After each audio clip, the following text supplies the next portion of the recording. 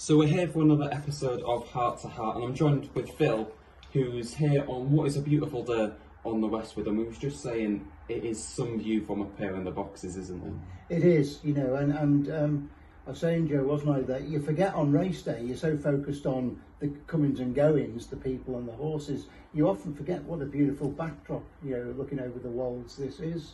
It's a lovely setting. Yeah. And Beverley, obviously, what does that mean to you? Do you want to tell us a bit more about your first memories here?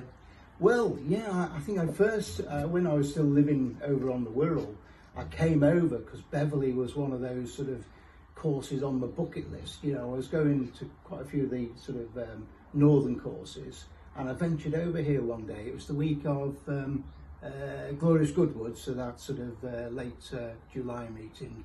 Came over, had a really nice day, went to the pub in Walkington afterwards, and then went on to Goodwood at the end of that week. So that was my first experience back in the 90s. And then when I took sort of retirement from a full-time occupation, I became an annual badge holder here, you know, applied for and got my badge after probably waiting only about 6 months. So I was a badge holder for three years. And then just getting talking to some of the race day staff, you know, they sort of pointed me in the direction that, you know, every year there's a couple of vacancies come up, and if you get in touch with Fiona, she might have something for you. So that was, in fact, I applied just before COVID, got accepted, and then of course COVID came in, so we weren't required that sort of 2020 year.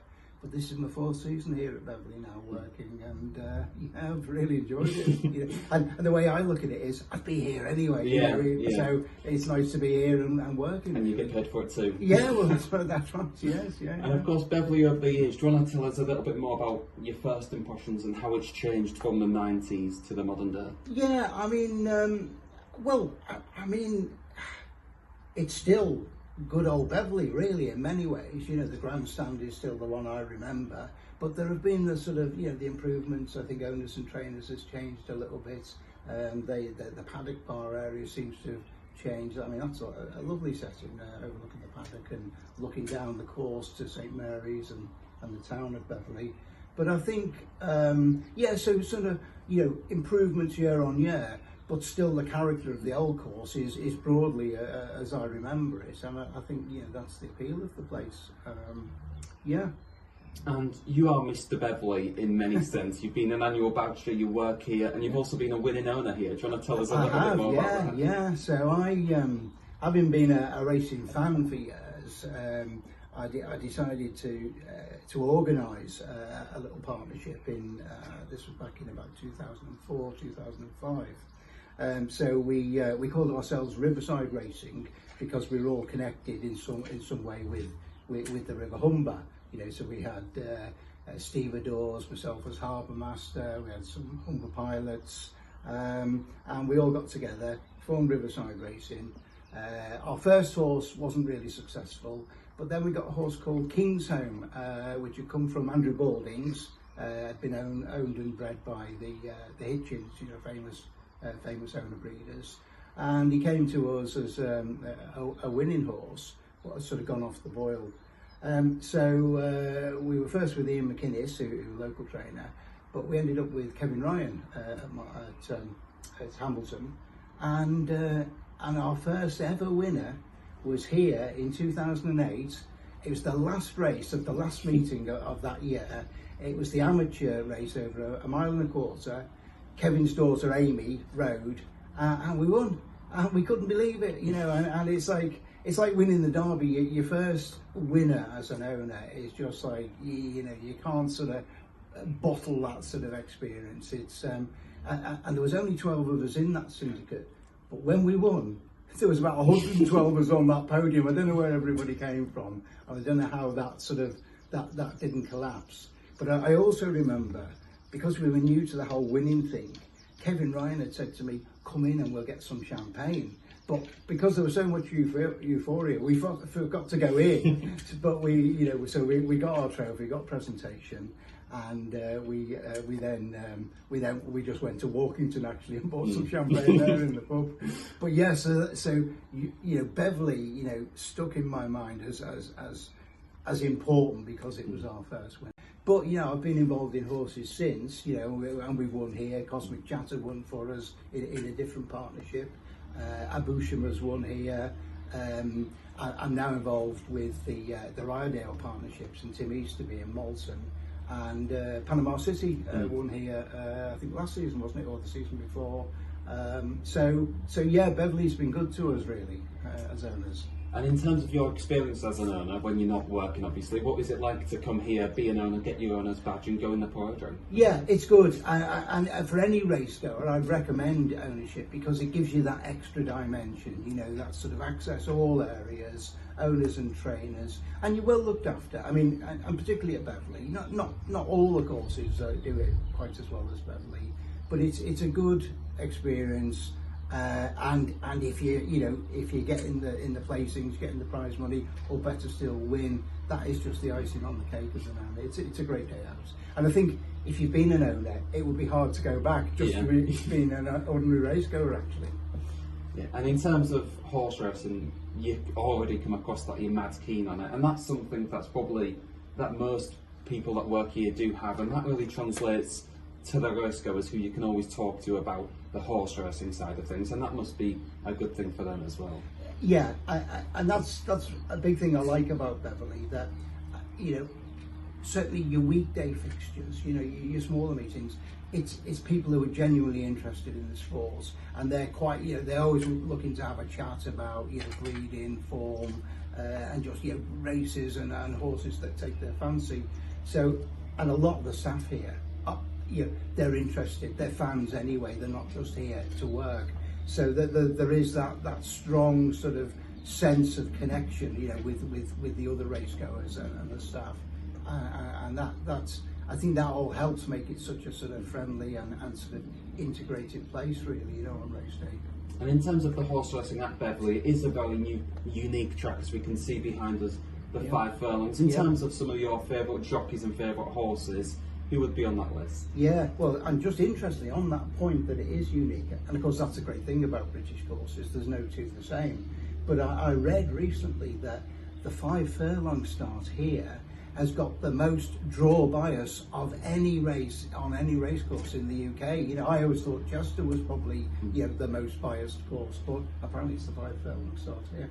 But yeah, I mean, it's, you know, it is horses for courses at Beverley, you know, and you know, there's serial winners here, aren't they? And if you get one of them, you get a bar named after you, of course, you know, like Rapid Lad and Touch Above. But I think the best horse I've ever seen here would be Attraction, and of course she's got the restaurant named after her. But I think she won the Hillary Needler. It was certainly, she won her maiden here, and of course she went on to, you know, to be a dual Guineas winner, Coronation Cup. So she would be the best that I've seen here. Jockeys, well, you know, a lot of good up and coming jockeys now, isn't there? But I was like Kevin Darley, you know, and in his heyday. But I think my favourite jockey of all time, although he didn't ride here that often, Walter Swinburne, in his prime, you know, he was just poetry in motion on a horse, you know, and he was a very, very stylish jockey. But no, we have the top jocks here, don't we? I mean, just the other meeting we had Marquand and we had Murphy, didn't we? You know, so you know we get the best jockeys here.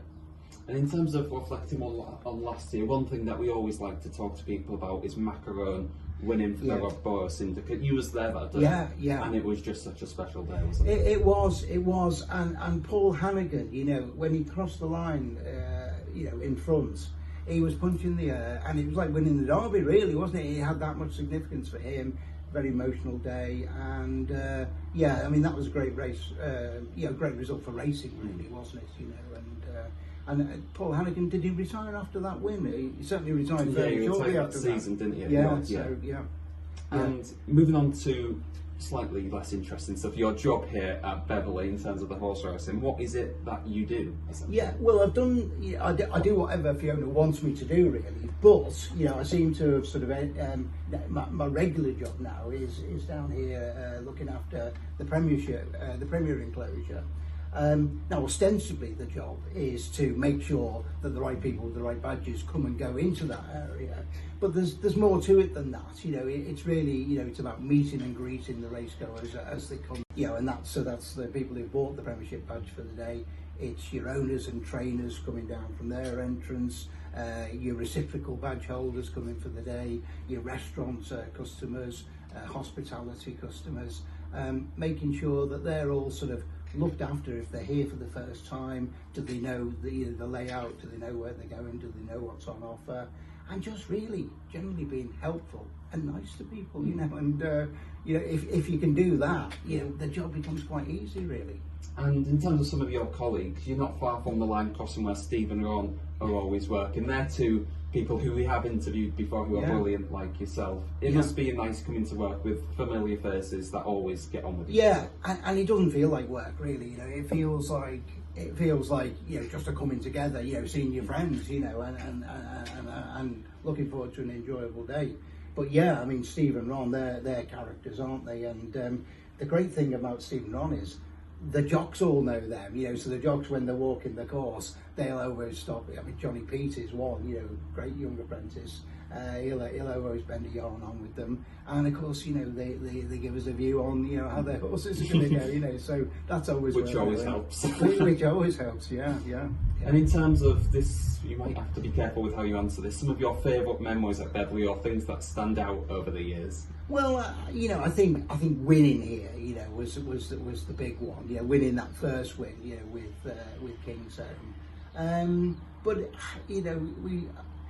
first experience of Ladies' Day. That's always, because I'll be honest, when I was a badge holder here, I used to avoid Ladies' Day because I thought it'd be too packed, and so I used to come on the Thursday, but not the Wednesday. But first time working here on Ladies' Day, I was thinking, this is going to be challenging. But it's great, really, it's a very busy day, obviously the busiest day of the season at Beverley, and it's packed, but there's no trouble. Everybody's having a good time. And the one thing I was most impressed with, the ladies who obviously start enjoying themselves early that day, I was thinking, first time, a lot of these are going to run out of steam, before 5 o'clock, but they get a second wind, and one interesting fact I've been told is that you couldn't book a restaurant within 30 miles of Beverley Racecourse on Ladies' Day, because the ladies make the full day of it, and they'll go on and enjoy themselves into the evening. So it's hats off to the ladies, because they've got a lot of staying power, on that day. But every day, we look forward to coming, really. And on Ladies' Day, the ladies might make it into the evening, but for the people that are working, it's usually an early night sleep, isn't it? Well, that's right. We're tired at the end of it, so we're glad to go home, have a cup of tea, put our feet up, and of course we're back. And do it we're back for the next day. And the Thursday is always quite nice because it feels a bit like after the Lord Knows show. But it's nice, good racing, and it's nice just to quieten things down a bit again, so yeah. And in terms of, for yourself, obviously after retiring from your main work and coming to this kind of more part-time job, it must be nice to kind of still be out and about with friends, essentially. Yeah, I think that's it. The beauty is that you feel part of something still. You've got something to do. It's meaningful. And if the racegoers go home happy, you feel like you've achieved something on the day. So I like that, and I'm glad to be still part of something. Yeah. And in terms of looking forward to the rest of the season, obviously you're a keen racing fan, so our 2-year-old races on the 8th of June will be something of interest. What else are you kind of looking forward to? Yeah, they're great. They're great races, aren't they? The Hillary Needler and then the Brian Yeardley Condition Stakes, because a lot of those entries will go on to Royal Ascot, and it's not just the winners of those races. Sometimes the placed horses carry on and do well. And I think, you feel like the season's really starting to get going when they come along, the Derby, Royal Ascot, and on through the summer meetings. So looking forward to those. And of course, Bullet Day, is great, and that's a race, I think, that's gaining in strength and popularity each year out of the Beverley Bullet, and it's attracting decent, pattern class horses, so that's always a highlight. And finally, just to finish off, our kind of new messaging for this season is heart and soul. And I think you're one of many people who do pour their heart and soul into the job, and that's what makes Beverley so great, isn't it? Yeah, it is. Yeah, it's.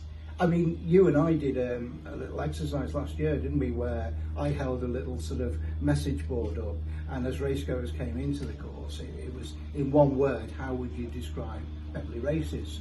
And I think there were various answers like enjoyable, brilliant, but the one word answer that a few came up with, friendly, you know, and that really summarises Beverley, doesn't it? Friendly.